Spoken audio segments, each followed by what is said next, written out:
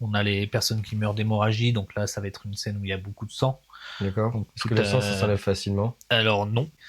D'accord. Donc Ouais, après, donc quand on voit à la télé, ils sont là à passer des non, serpillères, pas ça du n'a rien tout. à voir. Non, sinon on étale tout. Bonjour, je suis Sébastien. J'ai exercé le métier de technicien de nettoyage spécialisé et je suis là aujourd'hui pour vous raconter ce métier fascinant.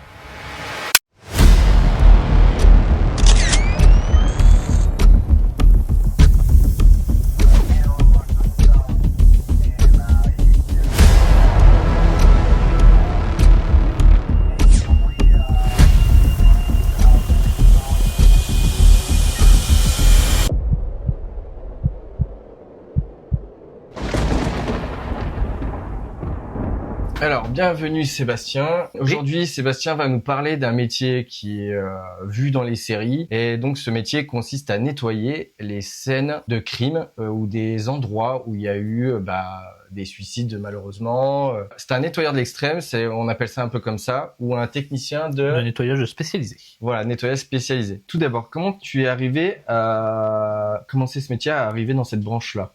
Alors moi, j'ai rencontré quelqu'un, mon patron, qui m'a vendu le rêve de pouvoir me fournir, parce que moi je suis vendeur d'objets anciens. D'accord. C'est ma passion. D'accord. Et donc il m'a vendu le rêve de venir dans des maisons, choisir les objets et les revendre par la suite, ce que je voulais toujours faire, quoi. Et au final, je suis arrivé dans ce métier-là parce que lui était donc technicien de nettoyage spécialisé. Ouais. Et donc il m'a embauché plus pour faire du nettoyage que pour revendre des objets. D'accord. Et tu cherches quoi comme objet exactement? Tout ce qui est objet ancien, ça va être argenterie, monnaie, bijoux, tout ce qui est petits objets. Je fais pas les gros objets. D'accord. Ça va être tout ce qui est une histoire. D'accord. Tout ce qui est 19e siècle, 18e siècle, on va dire tout ce qui est à partir du début 20e, mais après c'est trop récent pour moi, quoi. Pour toi, ces objets-là, tu les collectionnes aussi ou tu fais simplement de la revente? Non, je fais une collection. Enfin, j'ai plusieurs collections. D'accord. Et après, je revends et je rachète pour ma collection après. Donc toi, du coup, tu t'es intéressé à ce métier-là pour ça aussi? C'est tout à fait ça. En fait, souvent après un décès, donc la famille nous fait nettoyer l'ensemble du logement et souvent ils vendent la maison ou le bien immobilier. Oui. Et du coup, ils demandent à vider l'entièreté de la maison et donc du coup récupérer les objets, soit les mettre en décharge, soit récupérer pour son bénéfice personnel. Est-ce que tu te rappelles de la première scène, le premier nettoyage que tu as dû faire justement pour toi, comment ça a été?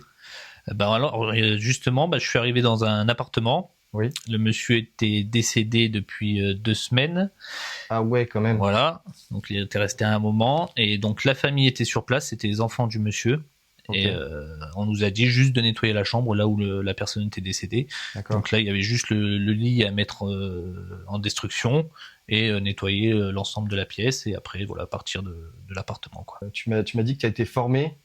Faut quand même avoir justement une formation spécialisée pour faire ce métier-là. Formation hygiène quand même. D'accord. Parce qu'il y a pas mal de décontamination à faire par rapport au fluide corporel, à tout ce qui peut être appartenance au corps, on va dire, de la personne. Donc désinfection des surfaces et nettoyage, quoi. Il y a une norme à avoir. À quel moment tu interviens sur ces scènes-là?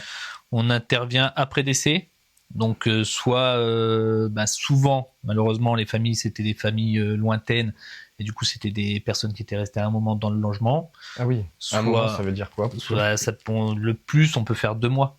2 mois, on a fait une personne qui était restée 2 mois décédée sans nouvelles de la famille. Et quand les filles se sont rendues compte, on a dû intervenir pour nettoyer, quoi. D'accord. Ça, c'est les personnes éloignées qui téléphonent jamais à leurs parents d'où il faut quand même prendre toujours des nouvelles des parents. De la famille, tout à fait. C'est important. Et après, il y a les scènes de suicide où là, c'est assez rapide parce que généralement, c'est la famille est proche, mais bon, du coup, on est obligé d'intervenir rapidement justement pour passer à autre chose, on va dire, pour la famille. Ouais. Et après, on a les scènes de crime où là, il y a les scellés de police et tant que les scellés de police ne sont pas levés, on n'intervient pas.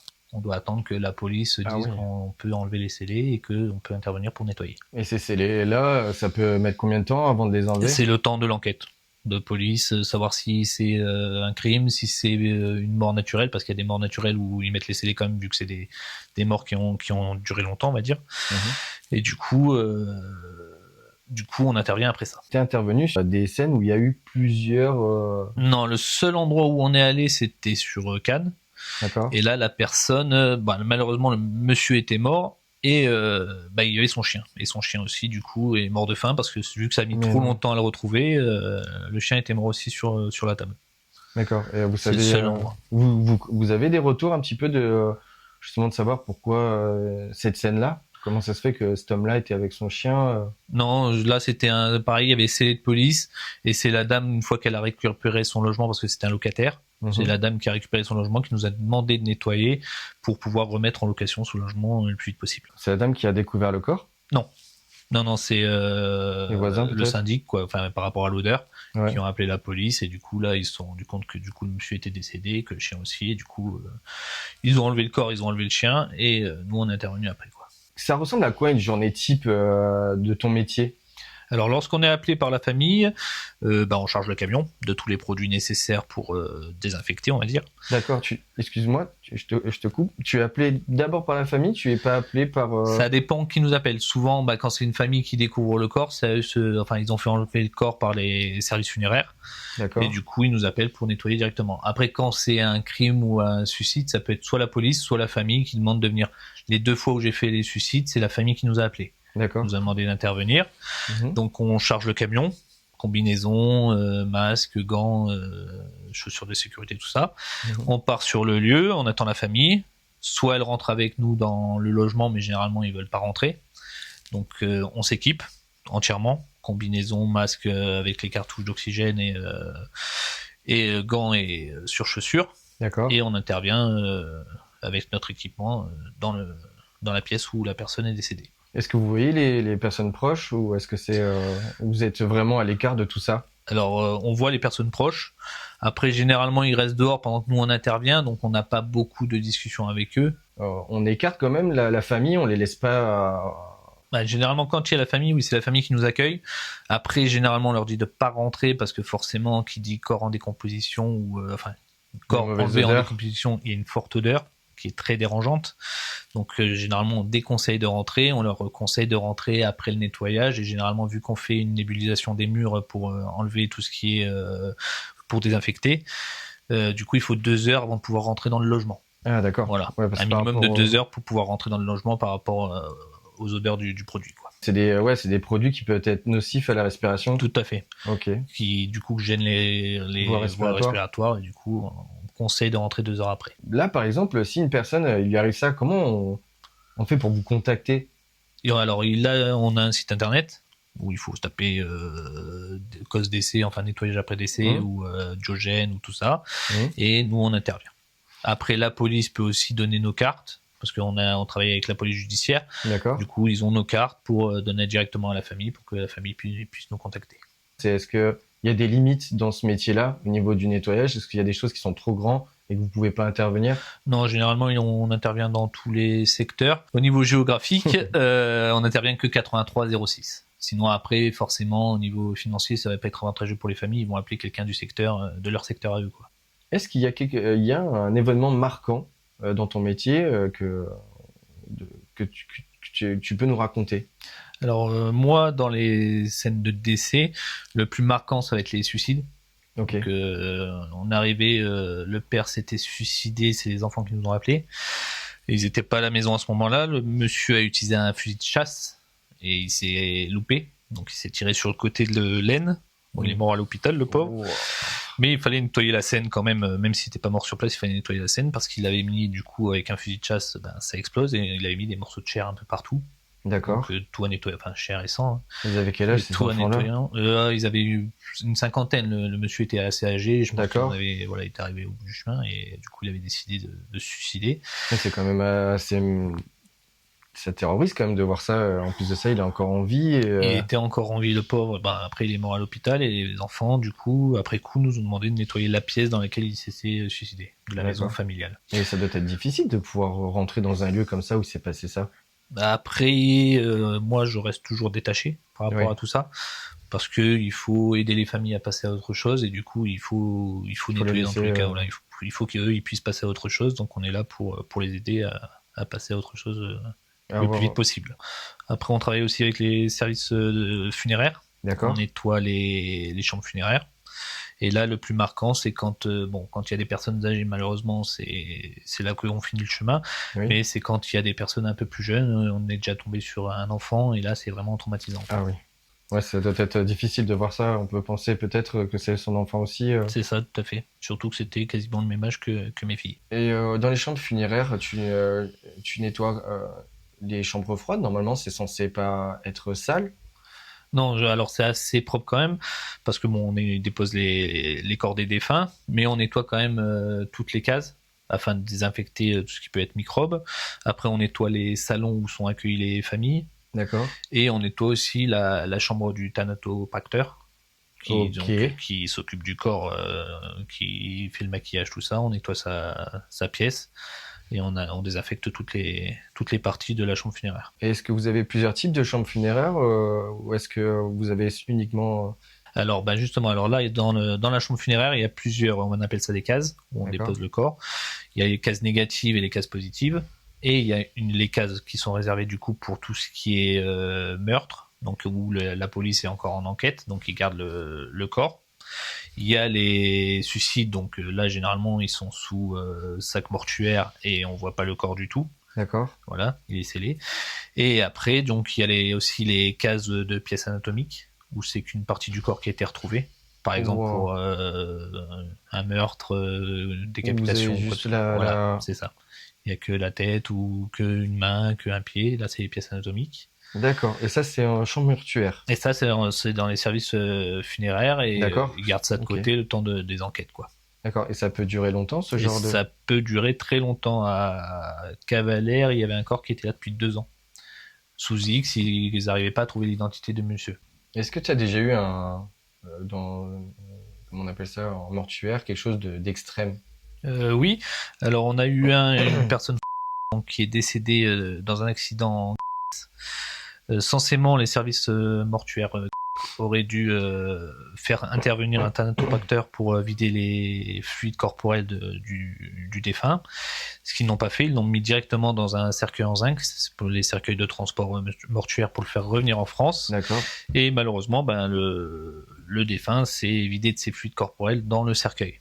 Et arrivé au service mortuaire en ouvrant un cercueil, ils se sont rendus compte du massacre, on va dire. Se décomposer. Et du coup, ils nous ont appelés pour venir nettoyer, nous, les fluides corporels qui coulaient par terre, du coup. Oh là là. Et afin de lui le faire le nécessaire pour qu'il soit vidé de ses fluides corporels, pour le transporter dans un cercueil normal avant son enterrement. Est-ce que tu as peut-être un rituel ou des techniques pour te préparer à ces journées-là que tu vas faire, passer comme grand? J'ai la force mentale, on va dire, de pouvoir me détacher de tout ça et de pouvoir attaquer la scène comme il se doit. Vraiment, pour que les familles puissent passer à autre chose. Et tu te montres fort déjà dès le départ, quoi. C'est ça. Pas montrer aux familles qu'on craint quelque chose ou quoi que ce soit. Non, on y va et on fait le nécessaire, quoi. Très bien. Et par rapport à ton entourage, comment ils perçoivent ton métier? Est-ce que tu en parles ou je me décharge pas mal, justement. Avec ma famille, justement, je raconte tout ce que j'ai pu voir dans la journée, tout ça. Et ils sont assez curieux, on va dire. C'est une curiosité, hein. Des choses fascinantes que tu dois raconter, voilà, quand même. ça reste assez morbide, mais c'est quand même une curiosité de savoir quel est ce métier. Et du coup, voilà, quoi, je discute beaucoup avec un peu de tout mon entourage. Ok, c'est ta façon de te décharger, en fait. C'est ça. Ça me permet de me décharger de ma journée avec les personnes que j'aime, de parler de ça. Quand tu fais ce métier-là, enfin moi en tout cas, si je verrais ça, c'est vrai que j'aurais besoin d'en parler parce que c'est vrai que c'est quand même des images qui sont fortes. En plus de ça, toi, tu nettoies ça. C'est ça. T'as la psychologie pour faire ça parce que je pense qu'à mon avis, quand t'arrives sur les scènes, ça doit être quelque chose qui doit être quand même choquant, je pense, non? Oui, c'est assez choquant. Après, on sait jamais sur quoi on va tomber, hein, mais c'est assez marquant. Combien de temps, justement, un nettoyage, par exemple, comme ça, c'est assez rapide, désolé. Ça, on va dire qu'en une après-midi, c'est fait. Ça va être fait en une après-midi. Quand tu dis après-midi, c'est quoi, 2 heures, 4 heures? Non, 3-4 heures, à peu près. 3-4 heures. Et il n'y a plus rien, plus d'odeur? Il n'y a plus rien du tout. Après les odeurs, si vraiment ça reste, parce que quand un corps reste très longtemps en décomposition, forcément, il y a une très forte odeur.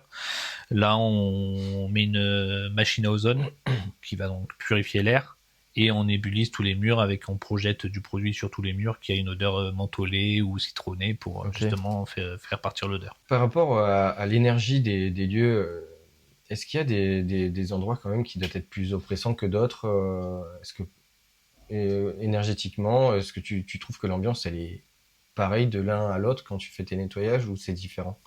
Alors c'est toujours différent, ça dépend les scènes sur lesquelles on va tomber. Après le pire ça va être dans les suicides parce qu'on ne sait pas pourquoi la personne en est arrivée là, donc c'est forcément l'ambiance est plus pesante. D'accord. Parce qu'il y a des familles, donc là c'est plus compliqué on va dire. Ok, d'accord. Et après on va dire que les personnes qui sont restées là depuis longtemps et que les familles n'ont pas forcément quelque chose à faire à part récupérer le mobilier, l'immobilier, là ça va pas nous toucher, donc on va faire le travail rapidement pour passer à autre chose, quoi. Est-ce que tu as déjà ressenti des présences quand tu vas dans un lieu, c'est-à-dire quand tu vas là, tu vas nettoyer, par exemple là la personne qui s'est suicidée, c'est quand même assez une mort assez tragique. Est-ce que tu ressens à ce moment-là que tu n'es pas tout seul dans cet appartement? Non, j'ai jamais eu ce ressenti-là de sentir une présence avec moi. Après, sur les scènes de suicide, forcément, on se dit, il est décédé là, il s'est suicidé à cet endroit-là, donc forcément l'endroit où on nettoie, on sent qu'il y a quelque chose, mais jamais ressenti de présence. C'est vraiment ces lieux-là qui sont plus marquants énergétiquement. Tout à fait. Par rapport à ces expériences, je pense qu'à mon avis, tu vois maintenant la vie différemment.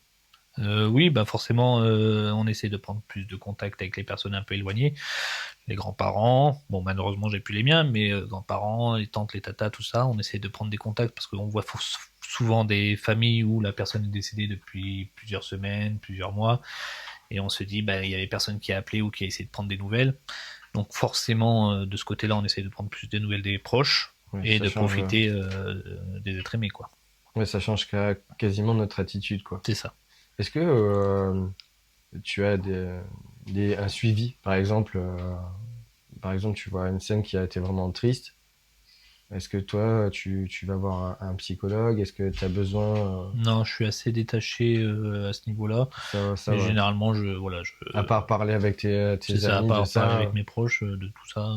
Est-ce que est-ce que c'est comme dans les films qu'on voit dans les séries? Est-ce que c'est exactement pareil? Non, pas du tout. Alors, suivant la scène sur laquelle on intervient, ça va être totalement différent. On a les personnes qui meurent d'hémorragie, donc là, ça va être une scène où il y a beaucoup de sang. D'accord. Est-ce que le sang, ça s'enlève facilement? Alors non. Il faut jamais hydrater le sang parce que sinon on en met partout. Donc il faut gratter, aspirer et après on nettoie entre les jointures, tout ça, on nettoie tout et on redésinfecte tout après. D'accord. Donc quand on voit à la télé, ils sont là à passer des serpillères, ça n'a rien à voir. Non, sinon on étale tout partout. C'est tout faux. Ça va être la pire en pire. C'est ça. Après on a les scènes où il y a les fluides corporels, donc là c'est nettoyage massif, on va dire. D'accord. C'est-à-dire nettoyage massif, c'est-à-dire que là on va utiliser beaucoup de produits, aspirateurs à eau pour tout aspirer, histoire qu'il n'y ait plus de traces.